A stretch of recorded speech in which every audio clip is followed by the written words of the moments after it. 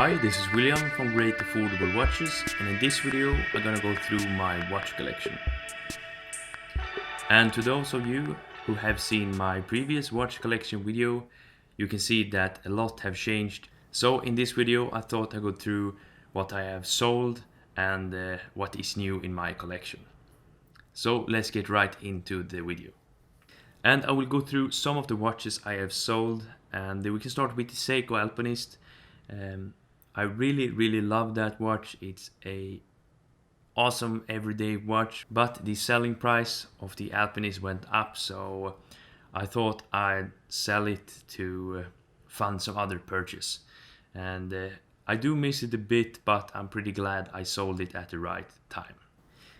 The Mido has also gone, the Mido Baroncelli. It was a really nice dress watch. The specs were incredible for the money and it offered great value for your money, but I just found it a bit too big for a dress watch. But as we're gonna go through later, I now have 3 King Seikos instead of the Mido, and as we can see I've also sold the Hamilton. That watch was also a really nice dress watch, but I didn't really use it that much, so I thought it was best to sell it. I also had a Zodiac Seawolf before, a really nice affordable diver under 1K, and I really like that watch as well, but I didn't really wear it that often, and the Rado stole a lot of wrist time from that watch, unfortunately. So the only watch that is actually left and I have kept since my last update about 7 months ago is actually the Rado Captain Cook, and I must say the Rado Captain Cook has easily become one of my absolute favorite watches I have ever owned. And to those of you who saw my Tudor Black Bay video, or the comparison between the Tudor and the Rado, I was thinking about selling the Rado, but I just really like it, so I've decided to keep it in my collection. But now let's switch perspective and take a closer look at my current collection. Okay, the first watch is the Seiko SKX013, and I've owned this watch for around 6 months now, and I've also owned a Seiko SKX007 before, and these have easily become one of my absolute favorite watches in the collection, and I use this watch pretty much every day, or I used to before I got the Tudor.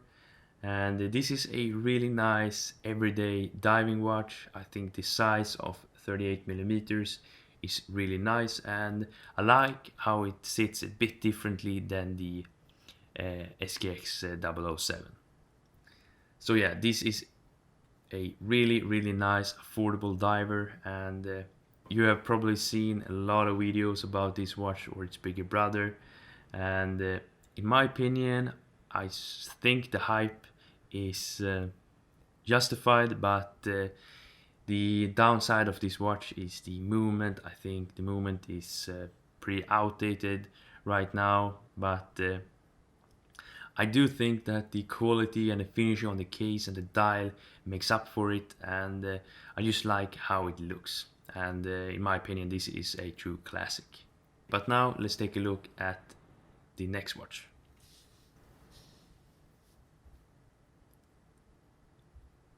And this is the King Seiko 5256 8010, and this is a pretty rare King Seiko special made by Diani, and this movement is very special. It's and some say that this is among the best vintage movements Seiko have ever produced, and the special basically means it is the top end Seiko, King Seiko movement.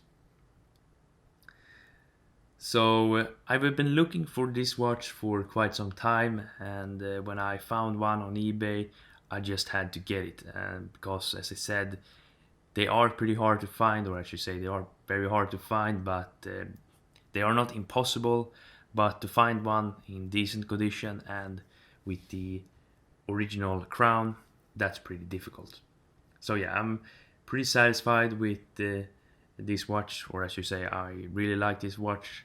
The size of around 36.5 millimeters is really nice for my 7-inch wrist. It's not too small, like some vintage watches tend to be. So yeah, and I have 3 King Seikos and I gotta show them soon, but I must admit that my collection is not the most versatile one. Uh, 3 King Seikos, it's a bit overkill, I must admit it, but I really like King Seiko. I think it's like in a vintage Omega, it offers really nice value for your money. Okay, let's move on. And here is the Rado Captain Cook, and this is the limited edition version of the re-release model, released at Baselworld 2017. And I got this watch, I think, at this time around last year in 2017, or perhaps it was in the spring this year, I can't really remember. But this is actually the watch I've owned the longest in my current collection, and I'm pretty sure this one will stay. I just really adore this watch.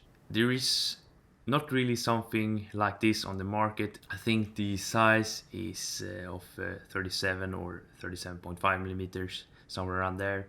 Is really nice, and it really suits the look, and the curved brown dial, sunburst brown dial with a curved sapphire glass and a curved ceramic bezel.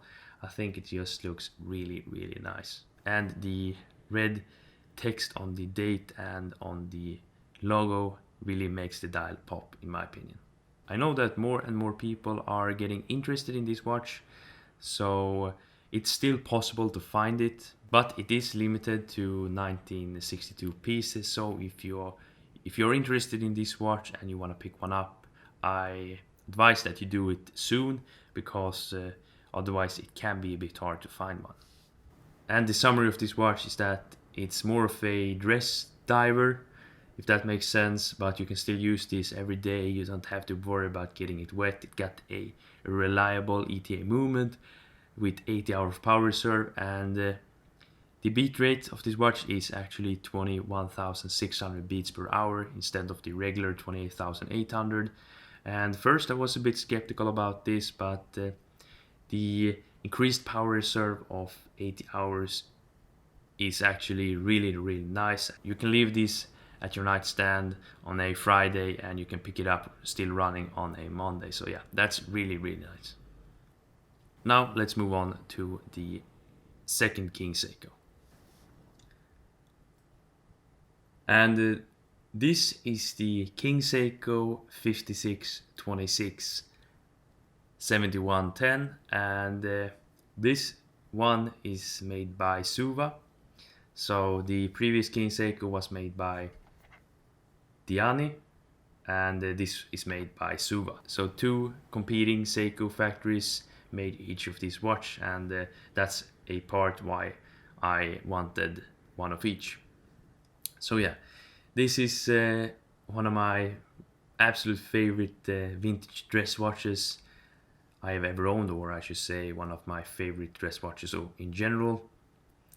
And I think this case design and the watch overall, and the design you think of when you think about King Seiko, basically, or at least for me. So yeah, this is the very typical grammar of design that Seiko followed in this time period, and it got the very famous golden medallion, which looks really nice in my opinion. And the size of this watch is also 36 millimeters or around there, and yeah, it's just a really nice piece. It got a really nice movement. It's not the same as on this watch. It's the 5626, and it's of course made by Suva instead of Diani. It's pretty hard to find one with a nice medallion like this, but these watches are definitely not impossible to find. Just remember to check the serial number here on the bottom of the dial so it matches the reference you are looking for, and also look for a watch with an original crown. I think that's pretty important. But I have a totally separate video all about King Seikos, so if you want to know more and what to look for when buying one, I highly recommend that you check it out. I can leave a link down in the description. So yeah, let's move on to the Tudor Black Bay 58. And the Tudor Black Bay 58 is my latest acquisition, and I have basically been wearing this watch every day since I got it, and it's as good as people say. I have a review of it on my channel, so check it out if you want to know more about the Tudor Black Bay. But this is a really fantastic diving watch, and yeah, Tudor really hit the mark with this one. I think this will be a future classic. It's just a perfect everyday diver with very good quality, and I must say that some people are a bit worried about the bracelet and the rivets, but I must say I really adore this bracelet. I think it suits the general look of this watch really nicely, and the finishing and quality is superb, especially for the money. I think it can compete with more expensive watches, and the case size of 39 and the case thickness of around 11.8 millimeters with the in-house movement, that's really impressive. And it's still got the same specifications, the same chronometer certification, and the 70-hour power reserve as the bigger or thicker brother. So yeah, I'm really impressed with the Tudor Black Bay, and this will probably be a watch I keep in my collection for a really long time. So yeah, let's move on to the last watch in my collection. And this is the King Seiko 5625 7040, and this watch is actually chronometer certified and with the famous golden medallion.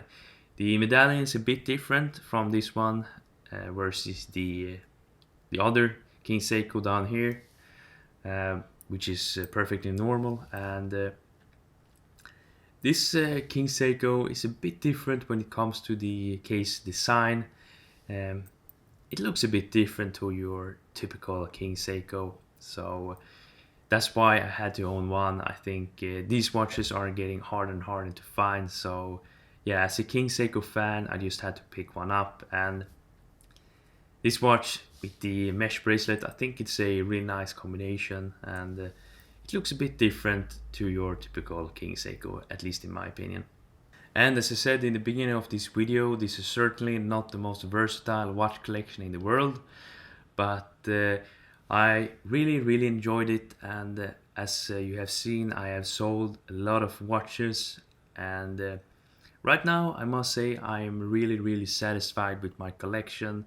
I got different vintage dress pieces and 3 divers that I can use every day, and I try to keep them in different price ranges, and yeah, so I'm just really satisfied with the collection, and I plan to keep it this way. Perhaps I will sell one King Seiko and buy a vintage Omega instead. I'm not really sure. I have a really hard time letting one of the King Seikos go, but perhaps I will do that. I'm not really sure. But my divers and my 2 of my King Seikos I will definitely keep, and yeah, it's fun to own a lot of different watches to get to know what you really like and try different watches out. But right now I know what I like the most, and that's divers and dress pieces. I do also wanna add a chronograph to my collection, so if you know a nice affordable chronograph, just let me know down in the comment section. Okay, thanks for watching, and if you enjoyed this video, leave a thumbs up and subscribe to my channel if you haven't already, and I hope I see you in the next one. Bye.